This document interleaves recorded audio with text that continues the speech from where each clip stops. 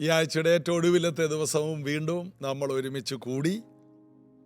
എന്നോട് കഴിഞ്ഞ ദിവസം ഒരു വിവാഹത്തിന് ചെന്നപ്പോൾ ഒരു ദേവദാസൻ്റെ ഭാര്യ പറഞ്ഞു, ഞങ്ങൾ രാവിലെ അടുക്കളയിൽ കയറുമ്പോൾ പാസ്റ്ററിൻ്റെ പ്രോഗ്രാം മുടങ്ങാതെ കേൾക്കും. അനുഗ്രഹിക്കപ്പെട്ട ഒരു ദേവദാസൻ്റെ കുടുംബം. അത് കേട്ടപ്പോൾ ഭയങ്കര സന്തോഷം തോന്നി. വലിയ വലിയ അനുഗ്രഹിക്കപ്പെട്ട ദേവദാസന്മാരും ദൈവദാസിമാരും ജീസസ് എവരിഡേ കാണുന്നു, എല്ലാ ദിവസവും കാണുന്നു. അങ്ങനെയുള്ളവരെയൊക്കെ കാണുന്നത് ഞങ്ങളുടെ ജീവിതത്തിൽ അനുഗ്രഹമാണ്. നമുക്ക് ഒരുമിച്ച് കർത്താവിൽ ബലപ്പെടാം, കർത്താവിൽ നമുക്ക് നിറഞ്ഞു ജീവിക്കാം. പരിശുദ്ധാത്മാവിൻ്റെ വലിയ കൃപയിൽ നമുക്ക് സന്തോഷിക്കാം. ദൈവം നമ്മെ തിരഞ്ഞെടുത്തില്ലേ, ദൈവം നമ്മുടെ ജീവിതത്തെ മാറ്റിയില്ലേ. രക്ഷയുടെ സന്തോഷത്തിൽ ജീവിക്കാൻ ഇനിയും ഇനിയും ഇനിയും കർത്താവ് നമുക്ക് കൃപ തരും. അറിവ് നിനക്ക് ശക്തി നൽകും, എന്നാൽ നല്ല സ്വഭാവം നിനക്ക് ബഹുമാനം നൽകും എന്ന് ഞാൻ വായിച്ചിട്ടുണ്ട്. ഞാനതിവിടെ എഴുതി വെച്ചു. അറിവ് നിനക്ക് ശക്തി നൽകും, എന്നാൽ നല്ല സ്വഭാവം നിനക്ക് ബഹുമാനം നൽകും. ശക്തി ഉണ്ടായതുകൊണ്ട് കാര്യമില്ല, വലിയ അറിവുണ്ടായിട്ടും വലിയ കാര്യമില്ല. എന്നാൽ ബാലൻസ് ചെയ്യാൻ പഠിക്കണം. ഈ അറിവും ശക്തിയും പണവും കഴിവും മിടുക്കും സാമർഥ്യമൊക്കെ കൂടുമ്പോൾ പലരും തെന്നിമാറുന്നത് നല്ല സ്വഭാവത്തിൽ നിന്നാണ്. അതുകൊണ്ടാണ് പൊതുവെ ഈ സാമ്പത്തികമുള്ളവരോട് എല്ലാവർക്കും ദേഷ്യം വരുന്ന ഒരു കാര്യം വരും. എന്നാൽ സാമ്പത്തികമുള്ള ആൾക്കാരെ സ്വഭാവം കൂടി ഒന്ന് ബാലൻസ് ചെയ്യാമോ? എന്നാൽ ഞാൻ മനസ്സിലാക്കിയത്, സമ്പന്നർക്ക് കുഴപ്പമില്ല, പണക്കാരെ കൊണ്ടാ കുഴപ്പം. പണക്കാരെന്ന് പറഞ്ഞാൽ പണത്തിൽ മാത്രം ഫോക്കസ് ചെയ്ത് പണം പണം പണം പണം അതിൽ ജീവിക്കുന്നവർ. സമ്പന്നരെന്ന് പറഞ്ഞത് ദൈവം അനുഗ്രഹിച്ചവരാ, അവരെ ദൈവം ഉയർത്തിയവരാണ്. അവരുടെ സ്വഭാവം ഒത്തിരി നല്ലതാണ്. അവർക്ക് ഏറ്റവും എളിയവരോടൊക്കെ പെരുമാറാൻ അറിയാം. ഒരു ജോലിക്ക് വരുന്ന ഒരു വീട്ടിലെ ജോലിക്കാരിയോട് പോലും സൗമ്യമായിട്ട് ഇടപെടാൻ സമ്പന്നർക്കറിയാം. ഈ ചിന്ത, ഈ സത്യം നിങ്ങൾ അറിയണം. വീട്ടിൽ വരുന്ന ജോലിക്കാരിയോട് പോലും മര്യാദയോടെ പെരുമാറണം. വീടിൻ്റെ മുമ്പിൽ ഒരു വാച്ച്മാനെ നിർത്തിയെന്ന് കരുതി ബഹുമാനമില്ലാതെ പെരുമാറരുത്. അവരോട് റെസ്പെക്റ്റോടെ പെരുമാറണം. ഭിക്ഷക്കാരന് ഭിക്ഷ കൊടുക്കുമ്പോൾ പോലും ഒന്ന് ചിരിച്ചുകൊണ്ട് കൊടുക്കാമോ? അവരെ നോക്കി ചിരിക്കാൻ ഭൂമിയിൽ ആരുമില്ല. എവിടെ ചെന്നാലും നമ്മൾക്ക് കുറച്ച് പൈസ ഉണ്ടെന്ന് കരുതിയാണ് പലപ്പോഴും അവർ എഴുന്നേറ്റ് നിൽക്കുന്നത്. നമ്മളൊരു റെസ്റ്റോറൻറ്റിൽ ചെല്ലുമ്പോൾ അവിടെ ഊണ് തയ്യാറെന്നൊക്കെ പറഞ്ഞ് ബോർഡും പിടിച്ചുകൊണ്ട് നിൽക്കുന്ന പാവപ്പെട്ടവൻ ഓടി വന്ന് നമ്മുടെ വണ്ടി തുറന്ന് നമ്മെ വളരെ ബഹുമാനത്തോടെ കുട, മഴയില്ലെങ്കിലും ഒന്ന് കുട ചൂടി, വെയിലുമില്ല മഴയില്ല കുടയും ചൂടി അവിടെ കൊണ്ടുപോകുമ്പോൾ അവർക്ക് നമ്മളോട് ബഹുമാനം മാത്രമല്ല, നമ്മിൽ നിന്ന് ഒരു ടിപ്പ് പ്രതീക്ഷിക്കുന്നുണ്ട് അവർ.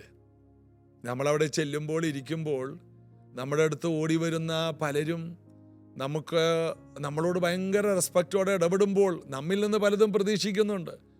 നമ്മളെപ്പോഴും ഒരു ഏകാഗ്രതയുള്ളവരായിരിക്കണം. ഒരാളെപ്പോലും മറന്നു കളയരുത്.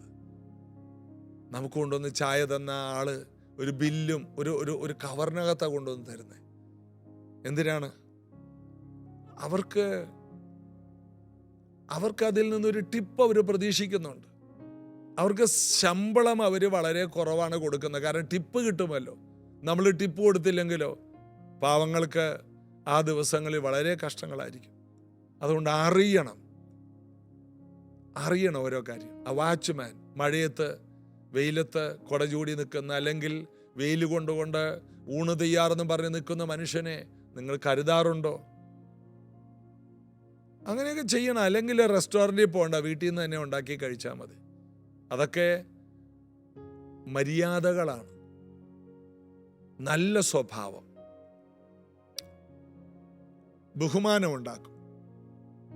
ഒരു തുണിക്കടയിൽ ചെല്ലുമ്പോൾ എല്ലാവരെയൊക്കെ നോക്കി ഒന്ന് ചിരിച്ച് നന്നായിട്ട് പെരുമാറാമോ? രണ്ടാമത് ചെല്ലുമ്പോൾ നമുക്ക് തുണിയെടുത്ത് തരാൻ 10 പേര് ഓടി വരും, വാശിയായിരിക്കും. ഞങ്ങൾ തുണിയെടുത്ത് തരാം, സാറിന് മാഡത്തിന് ഞാൻ എടുത്തു തരാം. മേഡമോ കർക്കടകമോ ഏതോ ആയിക്കോട്ടെ, മര്യാദക്ക് പെരുമാറിയാൽ അതൊരനുഗ്രഹമാണ്. ഞാൻ എല്ലാ ദിവസവും ഈ പ്രാരംഭത്തിൽ ഇതുപോലെയുള്ള ചിന്തകളും പ്രാക്ടിക്കൽ കാര്യങ്ങൾ പറയുന്നത്, ജീസസ് എവരിഡേ ശ്രദ്ധിക്കുന്നവരെല്ലാം നല്ല സ്വഭാവത്തിൻ്റെ ഉടമസ്ഥരായി മാറണം. നല്ല ഒരു സമ്പന്നതയുടെ കൾച്ചർ ഉണ്ടാക്കണം. പുതുപ്പണക്കാരാണ് ആർഭാടം കാണിച്ച് ആരെയും വകവെക്കാതെ സഭായോഗം മടക്കി മറ്റുള്ളവരെ വലിയ ആൾക്കാരാണെന്ന് കാണിക്കുന്നത് പുതുപ്പണക്കാരാണ്. അത് പണം ഉണ്ടാക്കിയതാണ്, പണത്തെ ഫോക്കസ് ചെയ്ത്. അതൊന്നും നിലനിൽക്കില്ലെന്നേ. എന്നാൽ സമ്പന്നരൊരിക്കലും കുറഞ്ഞു പോകില്ല. ഇതിനെക്കുറിച്ച് നമുക്കൊരു ദിവസം ചിന്തിക്കണം. സമ്പന്നരും പണക്കാരും രണ്ടാണ്. ദൈവം സമ്പന്നനാക്കുന്നതാണ് സമ്പന്നർ. കർത്താവ് നിങ്ങളെ സമ്പന്നരാക്കട്ടെ. അപ്പോൾ തന്നെ നല്ല സ്വഭാവവും ആ സമ്പന്നതയുടെ ഒപ്പം എനിക്ക് നിങ്ങൾക്കുണ്ടാകട്ടെ. എന്നെ ഓർത്ത് പ്രാർത്ഥിക്കണം. നമുക്ക് ചേർന്ന് പാടി യേശുവിനെ ആരാധിക്കാം. യേശുവെ പോലെയാകുവാൻ, യേശുവിൻ വാക്കു കാക്കുവാൻ, യേശുവെ നോക്കി ജീവിപ്പാൻ ഇവയെ കാംക്ഷിക്കുന്നു ഞാൻ. യേശുവെ നോക്കി ജീവിപ്പാൻ ഇവയെ കാംക്ഷിക്കുന്നു ഞാൻ. ഉറപ്പിക്കുന്നേ എൻ താതാ, നിറയ്ക്ക എന്നെ ശുദ്ധാത്മാ, ശുദ്ധൻ മഹത്വത്താലെ ഞാൻ മുറ്റും നിറഞ്ഞു ശോഭിപ്പാൻ. ക്രിസ്തൻ മഹത്വത്താലെ ഞാൻ മുറ്റും നിറഞ്ഞു ശോഭിപ്പാൻ. യേശുവെ പോലെ താഴുവാൻ, യേശുവിൻ കൂടെ വാഴുവാൻ, യേശുവിൽ നിത്യം ചേരുവാൻ ഇവയെ കാംക്ഷിക്കുന്നു ഞാൻ. യേശുവിൽ നിത്യം ചേരുവാൻ ഇവയെ കാംക്ഷിക്കുന്നു ഞാൻ. യേശുവെ പോലെയാകുവാൻ, യേശുവിൻ വാക്കു കാക്കുവാൻ, യേശുവെ നോക്കി ജീവിപ്പാൻ ഇവയെ കാംക്ഷിക്കുന്നു ഞാൻ. യേശുവെ നോക്കി ജീവിപ്പാൻ ഇവയെ കാംക്ഷിക്കുന്നു ഞാൻ. അപ്പോസ്തലപ്രവൃത്തി 5-ാം അധ്യായത്തിൽ നമുക്കിങ്ങനെ മുന്നോട്ട് പോകാൻ പറ്റുന്നില്ല. ഓരോ വാക്കിനും ദൂതുകളുണ്ട്. ഞാൻ ഇതിനു മുമ്പ് ഈ ജീസസ് എവരി ഡേ തുടങ്ങിയ കാലം എനിക്ക് ഓർമ്മയുണ്ട്. ആ സമയത്ത് ഒരു അധ്യായത്തിൽ നിന്ന് 5-6 വാക്യത്തിൽ നിന്നാണ് ഓരോ എപ്പിസോഡിൽ സംസാരിക്കുന്നത്. ഇപ്പം അങ്ങനെയല്ല. ഒരു വാക്യത്തിൽ നിന്ന്, ഒരു വാക്കിൽ നിന്നൊക്കെ കൂടുതൽ കാര്യങ്ങൾ കർത്താവ് എനിക്ക് തുറന്നു തരികയാണ്. ഓരോ ദിവസം കഴിയുന്തോറും നമ്മുടെ കൃപ കൂടും. എനിക്ക് ഭയങ്കര സന്തോഷമാണ്. ഒന്നാമത്തെ കാര്യം, എല്ലാ ദിവസവും ഈ പ്രോഗ്രാം റെക്കോർഡ് ചെയ്യാൻ എത്ര ചിലവാണ്, എത്ര നേരം ക്യാമറയുടെ മുമ്പിലിരിക്കണം, എത്ര മണിക്കൂറുകൾ കൊണ്ടാണ് ഓരോ ദിവസവും ഈ പ്രോഗ്രാമിന് വേണ്ടി ബന്ധപ്പെടുന്നത്. എന്തൊരു ചിലവാണെങ്കിലും സുവിശേഷം അറിയിക്കും തോറും, വചനം പറയും തോറും നിങ്ങളെക്കാൾ അനുഗ്രഹിക്കപ്പെടുന്നത് ഞാനാണ്. ഈ ജീസസ് എവരി ഡേ തുടങ്ങുന്നതിന് മുമ്പ് എനിക്ക് പലതും അറിയില്ലായിരുന്നു. ഇന്ന് ഞാൻ ഓർക്കുകയാണ്, കർത്താവേ, അങ്ങയുടെ വചനത്തിൽ നിന്ന് മറ്റുള്ളവർ ഇത് മനസ്സിലാക്കിയില്ലെങ്കിലും ശ്രദ്ധിച്ചില്ലെങ്കിലും പഠിച്ചില്ലെങ്കിലും എനിക്കെന്തോരം പഠിക്കാൻ പറ്റി. അതുകൊണ്ടാണ് കർത്താവ് പറഞ്ഞത്, പൗലോസൊക്കെ പറഞ്ഞത്, സുവിശേഷം എപ്പോഴും അറിയിക്കുക, ഭൂമിയുടെ അറ്റത്തോളം നിങ്ങൾ സാക്ഷ്യം പറയാനാ പറഞ്ഞത്. ഞാൻ എവിടെ പോയാലും സാക്ഷ്യം പറയും. ഒരു കല്യാണത്തിന് പോയാൽ പോലും ഞാൻ സാക്ഷ്യം പറയും. മരണവീട്ടിൽ സാക്ഷ്യം പറയും. കഴിഞ്ഞിടയ്ക്ക് ഞങ്ങളുടെ ചർച്ചിൽ പ്രൈസ് ജനറേഷനിൽ മരിപ്പുണ്ടായി. അവിടെയെല്ലാം ഞാൻ സാക്ഷ്യം പറഞ്ഞു. ഞാൻ ഒന്നുമില്ലാത്ത വീട്ടിൽ നിന്ന് വന്നാണ്, തകർന്നതാണ്, എല്ലാം പൊട്ടി പൊളിഞ്ഞ് കടം ജപ്തി കിടന്നാണ്. മരിപ്പ് വീട്ടിൽ പോലും ഞാൻ സാക്ഷ്യം പറഞ്ഞു. കല്യാണത്തിന് പോയാൽ എന്നെ പ്രസംഗിക്കാൻ വിളിച്ചാൽ ഞാനവിടെ സാക്ഷ്യം പറയും. ഭൂമിയുടെ അറ്റത്തോളം നമുക്ക് യേശുവിൻ്റെ സാക്ഷികളാകണം. വചനം പറയണം. അത് ഒരു ഒരു ഒരു ടീച്ചിങ് ആയിട്ടൊന്നും പറയണ്ട, നമ്മുടെ ഹൃദയത്തിൽ എന്ന് പറയണം. പഴയ നിയമം തലച്ചോറി എന്നുള്ള കാര്യങ്ങളാണ് പറയുന്നത്. അങ്ങനെ ചെയ്യണം, ഇങ്ങനെ ചെയ്യണം. വിശുദ്ധ സ്ഥലം, പ്രാകാരം, അതിപരിശുദ്ധ സ്ഥലം. അങ്ങോട്ട് പോകരുത്, ഇങ്ങോട്ട് നോക്കരുത്, ഇങ്ങോട്ട് തിരിയരുത്. ഇത് പറയുന്നതല്ല പുതിയ നിയമം. പുതിയ നിയമം യേശു നമ്മുടെ ഉള്ളിൽ വന്നു. വിശ്വസിക്കുന്നതിൻ്റെ ഉള്ളിൽ നിന്നാണ് ജീവജല നദി ഒഴുകുന്നത്. പിന്നെ എന്തിനാ തലച്ചോറി എന്ന് പറയുന്നത്? നമ്മൾ വാ തുറന്നാ മതി. നിന്റെ വാ വിസ്താരത്തിൽ തുറക്കാന്നാ പറഞ്ഞ്, ഞാൻ അതിനെ നിറക്കാമെന്ന്. മാത്രമല്ല, നിങ്ങളെ അധികാരികളുടെ മുമ്പിലൊക്കെ നിർത്തുമ്പോൾ എന്തു പറയണമെന്ന് മുൻകൂട്ടി വിചാരപ്പെടേണ്ട. കർത്താവിൻ്റെ വേല ചെയ്യുന്നവരും കർത്താവിൻ്റെ വേല ചെയ്യാൻ കൊതിക്കുന്നവരും നിങ്ങൾ ഒന്നിനെക്കുറിച്ചും ഭാരപ്പെടേണ്ട. നിങ്ങളെ പ്രസംഗിക്കാൻ ആര് വിളിച്ചാലും നിങ്ങൾ പേടിക്കണ്ട. അയ്യോ, നിങ്ങളെക്കാൾ പഠിപ്പുള്ളവരാണല്ലോ, അവിടെ മന്ത്രി വരുന്നുണ്ടല്ലോ, അവിടെ ഗവർണർ വരുന്നുണ്ടല്ലോ. ആര് വന്നാലും കൊടിവെച്ച കാറിൽ വരുന്നവരെ ദൈവം നോക്കുന്ന പോലെ നമ്മൾ നോക്കണം. കൊടിവെച്ച കാറിൽ വരുന്നവൻ രക്ഷിക്കപ്പെട്ടല്ലെങ്കിൽ കൊടിവെച്ച കാറിൽ പോകുന്ന ഒരു പാപി, ഹെലികോപ്റ്ററിൽ വന്നിറങ്ങുന്ന ഒരു പാപി, സ്വന്തം വിമാനത്തിൽ വന്നിറങ്ങുന്ന പാപി, ദൈവം അങ്ങനെ കാണുന്നത്. നമ്മൾ അവരെ പ്രത്യേകമായിട്ടൊന്നും കാണണ്ട. നമുക്ക് പേടി വരുന്നത്, അയ്യോ അവരൊക്കെ വന്നു, അവർക്കൊന്നും സത്യം അറിയില്ല, അവർ മരിച്ച നരകത്തിലാ പോകുന്നത്. നമ്മൾ അവരെക്കാൾ മികച്ചവരാണെന്ന് നമ്മൾ ആദ്യം നമ്മെ മനസ്സിലാക്കണം. അതുകൊണ്ട് സമയത്തും അസമയത്തും ഒരുങ്ങി നിന്ന് എപ്പോഴും വചനം പ്രസംഗിക്കണം, വചനം പറയണം. ജീസസ് എവരിഡേ ശ്രദ്ധിക്കുന്ന എല്ലാവരും ദൈവ വചനം പ്രസംഗിക്കണം, ദൈവവചനം പറയണം. പരിശുദ്ധാത്മാവ് നിങ്ങളെ സഹായിക്കും. നമ്മൾ വിശ്വസ്തയോടെ ഹൃദയത്തിൽ നിന്ന് പറഞ്ഞാൽ മതി. വിശ്വസ്തരാണെങ്കിൽ നമ്മുടെ വായിൽ ദൈവം നിറച്ച് വചനങ്ങൾ തരും. ചെറിയൊരു മുഖവിര, അത് നിങ്ങൾക്ക് പ്രയോജനപ്പെടും. കർത്താവ് അനുഗ്രഹിക്കട്ടെ. അപ്പോസ്തല പ്രവൃത്തി 5-ാം അധ്യായത്തിൻ്റെ 30-ാം വാക്യമാണ് ചിന്തിച്ചത്. നിങ്ങൾ മരത്തിൽ തൂക്കിക്കൊന്ന യേശുവിനെ നമ്മുടെ പിതാക്കന്മാരെ ദൈവം ഉയർപ്പിച്ചു.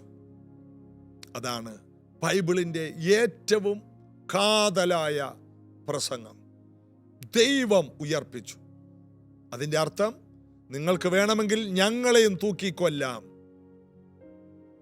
ഞങ്ങളുടെ ദൈവം ഞങ്ങളെ ഉയർപ്പിക്കും. ക്രിസ്തുവിനെ മരിച്ചവരിൽ ഉയർപ്പിച്ച അതേ ആത്മാവ് ഞങ്ങളുടെ മർത്യ ശരീരങ്ങളിലുള്ളത് കൊണ്ട് ഞങ്ങൾ ഉയർത്തെഴുന്നേൽക്കും. ഈ ധൈര്യമുള്ളവരാണ് ജയിലിൽ അകപ്പെടുന്നത്. ഈ ധൈര്യമുള്ളവരാണ് മരിക്കാൻ ഇറങ്ങിത്തിരിക്കുന്നത്. ഈ ധൈര്യമുള്ളവരാണ് രക്തസാക്ഷികളാകുന്നത്. രക്തസാക്ഷിയാകാൻ പ്രത്യേകിച്ച് വരമല്ല വേണ്ടത്, വിവരമാണ് വേണ്ടത്. വെറുതെ കയറി എന്തിനാ രക്തസാക്ഷിയാകുന്നത്? രക്തസാക്ഷിയാകാൻ ദൈവം അങ്ങനെ വെച്ചവർക്കാകട്ടെ. അല്ലാണ്ട് ഞാനിപ്പോൾ രക്തസാക്ഷിയാകും. എന്നോടൊരു സഹോദരൻ എപ്പോഴും പറയും, എനിക്ക് രക്തസാക്ഷിയാകണം. രക്തസാക്ഷിയാകാൻ അധികം പാടൊന്നുമില്ല. വഴിയിൽ അവിടെ ഇവിടെയൊക്കെ നിന്ന് വേണ്ടാതീനം വിളിച്ചു പറഞ്ഞാൽ മതി, ഉടനെ രക്തസാക്ഷിയാകാം. രക്തസാക്ഷിയാകുന്നതിനേക്കാൾ ജീവനോടെ ഇരുന്ന് ദൈവത്തിൻ്റെ പ്രവർത്തികൾ വർണ്ണിക്കുന്നതാണ് നല്ലതെന്ന് പൗലോസ് പറഞ്ഞു. വെറുതെ വടി കൊടുത്ത് അടി മേടിക്കരുത്, വചനം കൊടുത്ത് അനുഗ്രഹം മേടിക്കണം. പരിജ്ഞാനത്തിൻ്റെ താക്കോൽ നമ്മൾ എടുത്തു കളയരുത്. ജ്ഞാനവും വിവേകവും ഉപയോഗിച്ച് ഭൂമിയുടെ അറ്റത്തോളം പോകണം.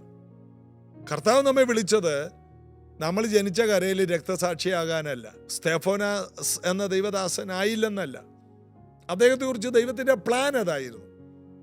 എന്നാൽ വെറുതെ കയറി നാട്ടുകാരുടെ അടി മേടിക്കരുത്. ആവശ്യത്തിന് നമുക്ക് പ്രശ്നമുണ്ട്. നമ്മുടെ അറിവില്ലായ്മകൾ ദൈവസഭകളിൽ ഇന്ന് നടക്കുന്നത് മുഴുവനും ദൈവത്തിൻ്റെ ജ്ഞാനവും വിവേകവും ഉപയോഗിക്കാത്തതാണ്. എന്നാൽ ഇവിടെ അപ്പോസ്തലന്മാർക്ക് ധൈര്യമുണ്ട്. അവരുടെ സാഹചര്യങ്ങൾ അവർ പറയുകയാണ്. ഈ പ്രസംഗം കഴിഞ്ഞ് എത്രയോ വർഷങ്ങൾ അവർ ജീവിച്ചിരുന്നു. ഏറ്റവും ഒടുവിൽ അവർ രക്തസാക്ഷികളായി. എന്നാൽ ഈ പറഞ്ഞ സംഭവത്തിലൊന്നും അവർ രക്തസാക്ഷികളാകുന്നില്ല. അതിൻ്റെ അർത്ഥം രക്തസാക്ഷികളാകാൻ വേണ്ടി നടക്കണ്ട.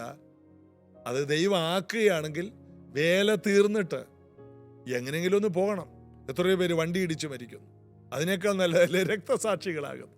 കർത്താവിന് വേണ്ടി മരിക്കുന്നത് നല്ലതാണ്, എന്നാൽ കർത്താവിന് വേണ്ടി ജീവിക്കുന്നത് അതിനേക്കാൾ നല്ലതെന്ന് പൗലോസ് നമ്മെ പഠിപ്പിക്കുന്നു. അടുത്ത വാക്യം, ഇസ്രായേലിന് മാനസാന്തരവും പാപമോചനവും നൽകുവാൻ ദൈവം അവനെ പ്രഭുവായും രക്ഷിതാവായും തൻ്റെ വലം കൈയാൽ ഉയർത്തിയിരിക്കുന്നു. ദൈവം അവനെ മരിച്ചവരുടെ ഇടയിൽ നിന്ന് ഉയർപ്പിച്ചത് എന്തിനാണ്? ഇസ്രായേലിന് മാനസാന്തരം, ജീവിതം മുഴുവനും മാറ്റിമറിക്കുന്ന, അതാണ് മാനസാന്തരം.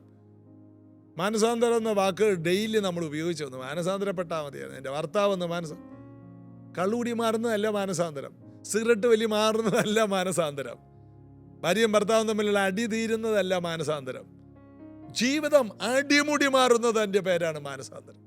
ഇരുളും വെളിച്ചവും തമ്മിലുള്ള വ്യത്യാസമാണ് മാനസാന്തരം. ഇസ്രായേലിന് മാനസാന്തരവും പാപമോചനവും നൽകുവാൻ, അതെ, പാപമോചനം. എത്ര കടുഞ്ചുവപ്പായ പാപവും ഹിമം പോലെ വെളുപ്പിക്കും. എന്തിനാണ് യേശു കർത്താവ് ഉയർത്തെഴുന്നേറ്റത്? ഇസ്രായേലിന് മൊത്തം മാറ്റം, സകല പാപത്തിൽ നിന്നും വിടുതൽ. ഇത് തരാൻ കഴിവുള്ള ഒരുവൻ മാത്രമേ ഉള്ളൂ, അത് നമ്മുടെ യേശു കർത്താവാണ്. ഇസ്രായേലിന് മാനസാന്തരവും പാപമോചനവും നൽകുവാൻ ദൈവം അവനെ പ്രഭുവായും രക്ഷകനായും വലം കൈയാൽ ഉയർത്തിയിരിക്കുന്നു. അവനെ അങ്ങനെയൊന്നും തീർത്ത് കളയാൻ കഴിയില്ല.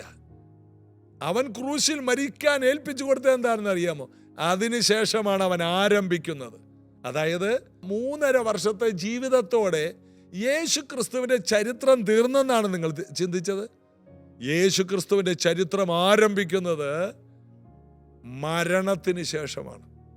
ദൈവം അവനെ പ്രഭുവായി, ദൈവം തന്നെ വലം കൈയാൽ അവനെ ഉയർത്തി എന്നുള്ളത് ഫിലിപ്പി ലേഖനം 2 പറയുന്നു. തന്നെത്താൻ താഴ്ത്തി വേഷത്തിൽ മനുഷ്യനായി ദാസരൂപമെടുത്തു, ക്രൂശോളം അവൻ അനുസരണമുള്ളവനായി. അതുകൊണ്ട് ദൈവം അവനെ ഉയർത്തി, എല്ലാ നാമത്തിലും മേലായ നാമം കൊടുത്തു. അതുകൊണ്ട് സ്വർലോകരുടെയും ഭൂലോകരുടെയും അധോലോകരുടെയും മുഴങ്കാലുകളെല്ലാം മടങ്ങി, എല്ലാ നാവും യേശു കർത്താവ് നേറ്റു പറയും. അതുകൊണ്ട് ഇസ്രായേലിന് മാത്രമല്ല പ്രഭു, ഇസ്രായേലിന് മാത്രമല്ല പാപമോചകൻ, ഇസ്രായേലിന് മാത്രമല്ല മാനസാന്തരം, ഭൂമിയിലുള്ള സകല മനുഷ്യർക്കും വിടുതൽ, ഭൂമിയിലുള്ള സകല ജനങ്ങൾക്കും രൂപാന്തരമുണ്ടാകും. എത്രയോ പേര് കുടുംബജീവിതം നന്നാകാൻ വേണ്ടി കൗൺസിലിങ്ങിന് വേണ്ടി പോകണം. യേശുവിനെ സ്വീകരിക്കാത്തവരെല്ലാം പോകണം.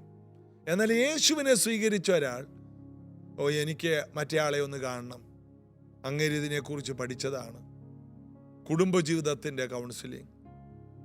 യേശുവിനെ സ്വീകരിക്കുമ്പോൾ മൊത്തം അടിമുടി മാറും. നിന്റെ കുടുംബജീവിതത്തിൽ നീ 1000ങ്ങൾക്ക് കൗൺസിലിംഗ് കൊടുക്കുന്നവനാകും. നീ കൗൺസിലറായിട്ട് മാറും. കാരണം കൗൺസിലറാണ് പരിശുദ്ധാത്മാവ്. നിന്റെ മേൽ പരിശുദ്ധാത്മാവിന് വിളിക്കുന്നത് അവൻ കൗൺസിലറാണെന്ന്. നീ ഒരു കൗൺസിലിങ്ങിന് പോകേണ്ട ആവശ്യമില്ല. യേശു ക്രിസ്തു മുഖാന്തരം നിന്റെ മേൽ വന്ന പരിശുദ്ധാത്മാവ് കൗൺസിലറാണ്. അവൻ സകല സത്യത്തിലും വഴി നടത്തും, ഒരു സത്യത്തിലല്ല. ഏത് കാര്യത്തിനും ആലോചന പരിശുദ്ധാത്മാവ് തരും. ഇത് പറയാനാണ്, ഈ സത്യം പറയാനാണ് ഞങ്ങളെപ്പോലെയുള്ളവരെ ആക്കിയത്. അതുകൊണ്ട് ഒരു കൗൺസിലിങ്ങിന് നിങ്ങൾ പോകണ്ട, പരിശുദ്ധാത്മാവിൽ ആശ്രയം. ഞാൻ അതിശയിക്കാറുണ്ട്. ഒത്തിരി കൗൺസിലിംഗ് നടത്തിയവരൊക്കെ ഞങ്ങളുടെ അടുത്ത് വരുമ്പോൾ 5-10 മിനിറ്റ് കൊണ്ട് കരഞ്ഞ് മുട്ടുകുത്തി കൈ ഉയർത്തി ഭയങ്കര സമാധാനമായി തകർന്ന കുടുംബങ്ങളൊക്കെ പണിയുന്ന ഞങ്ങൾ കണ്ടിട്ടുണ്ട്. നിങ്ങളുടെ കുടുംബത്തിൽ ഒത്തിരി പേര് പറഞ്ഞിട്ട് പരിഹരിക്കാത്ത കുടുംബജീവിത പ്രശ്നമുണ്ടോ? അങ്ങനെയുള്ളവർക്ക് വ്യക്തിപരമായിട്ട് കാണാൻ താല്പര്യമുണ്ടെങ്കിൽ നേരത്തെ ഒന്ന് പറഞ്ഞാൽ അതിനൊരു സമയം ഉണ്ടാക്കാം. 10 മിനിറ്റ് മതി. അതൊരു ഡെലിവറൻസ് ആണ്. കുറേ നേരം ഇരുന്ന് ഭാര്യ ഇങ്ങനെ ചെയ്യണം, ഭർത്താവിന് ദേഷ്യം വരുമ്പോൾ ഭാര്യ വായിൽ വെള്ളം വെക്കണം, അപ്പോൾ തിരിച്ചൊന്നും പറയില്ല, വായിൽ വെള്ളം വെച്ചുകൊണ്ടിരിക്കുകയാണ്. ഇങ്ങനെയുള്ള കൗൺസിലിംഗ് ഒന്നും ഞങ്ങൾക്ക് അറിഞ്ഞുകൂടാ. തലേ കൈവച്ച് അങ്ങോട്ട് പ്രാർത്ഥിക്കും, സകല ബുദ്ധിയും കവിയുന്ന ദൈവസമാധാനം വരും. ഏത് കെട്ടും അവിടെ പൊട്ടും. ഇല്ലാത്ത സ്നേഹമൊക്കെ അഗാപ്പെ എന്ന സ്നേഹത്തിൽ പരിശുദ്ധാത്മാവ് നൽകിത്തരും.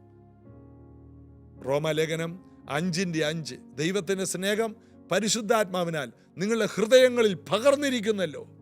ഉണ്ടാകുമെന്നേ പാപമോചനം, മാനസാന്തരം. ഇതിനുവേണ്ടി ദൈവം ഉയർത്തിയിരിക്കുന്ന യേശു ഉള്ള കാലത്തോളം നിങ്ങളെല്ലാ വിഷയത്തിനും പരിഹാരമാണ്. മൊത്തം ആടിമുടി നിങ്ങളുടെ വീട് മാറും. ഏത് മോശമായ സ്വഭാവവും നല്ല സ്വഭാവവും, ഏത് കോപിഷ്ഠനും ക്ഷമാശീലനായി മാറും. നീണ്ട വർഷങ്ങളായി ഞങ്ങളിത് കാണുന്നു. ഇതെല്ലാം സൗജന്യമാണ്. 5 പൈസ വേണ്ട. ഇതെല്ലാം സൗജന്യമായി ലഭിച്ചത് സൗജന്യമായി കൊടുപ്പിനെന്ന് കർത്താവ് ഞങ്ങളോട് പറഞ്ഞിരിക്കണം. കൗൺസിലിങ്ങിന് ചെല്ലുമ്പോൾ കാശ് വേണ്ടേ? ഫീസ് ഒന്നും കെട്ടണ്ട. നിങ്ങൾക്ക് വണ്ടി കൂലി ഉണ്ടെങ്കിൽ വണ്ടി കയറി ഇങ്ങോട്ട് പോകാന്നാ മതി. എല്ലാം സൗജന്യമാണ്. ഇതിൻ്റെ പ്രതിഫലമൊക്കെ ദൈവം ഞങ്ങൾക്ക് തരും. ഇതിനെല്ലാം ഞങ്ങൾക്ക് പ്രതിഫലമുണ്ട്. പ്രതിഫലം തരാമെന്ന് പറഞ്ഞ് ഒരുത്തൻ വിളിച്ചതാണ്.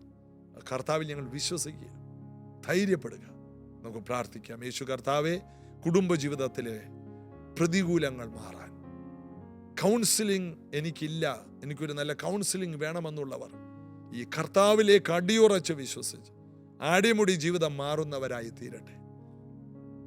ജീവിതം മുഴുവനും എല്ലാവിധ പാപ സ്വഭാവങ്ങളിൽ നിന്ന് വിടുതൽ പ്രാപിച്ച് യേശുവിൻ്റെ രക്തത്താൽ കഴുകൽപ്പെട്ടവരായി, വചനത്താൽ ശുദ്ധീകരിക്കപ്പെട്ടവരായി, ആത്മാവിൽ നീതീകരിക്കപ്പെട്ടവരായി എല്ലാ പ്രിയപ്പെട്ട ഇത് കേൾക്കുന്നവർക്കെല്ലാം മാറ്റങ്ങൾ ഉണ്ടാകണം. ഞാനിവരെ അനുഗ്രഹിക്കും. പരിശുദ്ധാത്മാവ് ഇപ്പോൾ അവരുടെ മേൽ വ്യാപരിക്കണമേ. എല്ലാ പ്രശ്നങ്ങൾക്കും യേശുവിൻ നാമത്തിൽ പരിഹാരമുണ്ടാകണം. ഞാനിവരെ അനുഗ്രഹിക്കും. സൗഖ്യങ്ങൾ നടക്കട്ടെ, സമാധാനമുണ്ടാകട്ടെ, സ്വസ്ഥതയുള്ള വെള്ളം, പച്ചയായ പുൽപ്പുറം ഇവരാസ്വദിക്കട്ടെ യേശുവിൻ നാമത്തിൽ. ആമേൻ.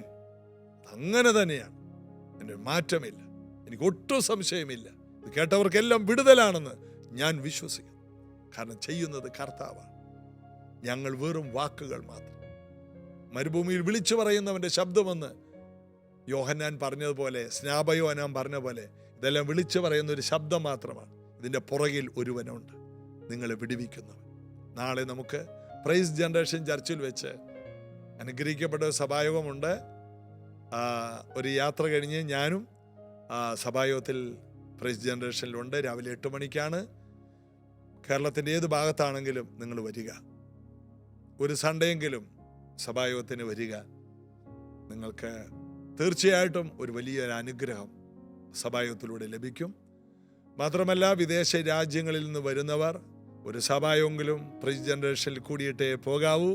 നിങ്ങൾ ഞങ്ങളെ സ്നേഹിക്കുന്നു എന്നറിയാം. നിങ്ങളെ നേരിട്ട് കാണാൻ ആഗ്രഹമുണ്ട്. God bless you.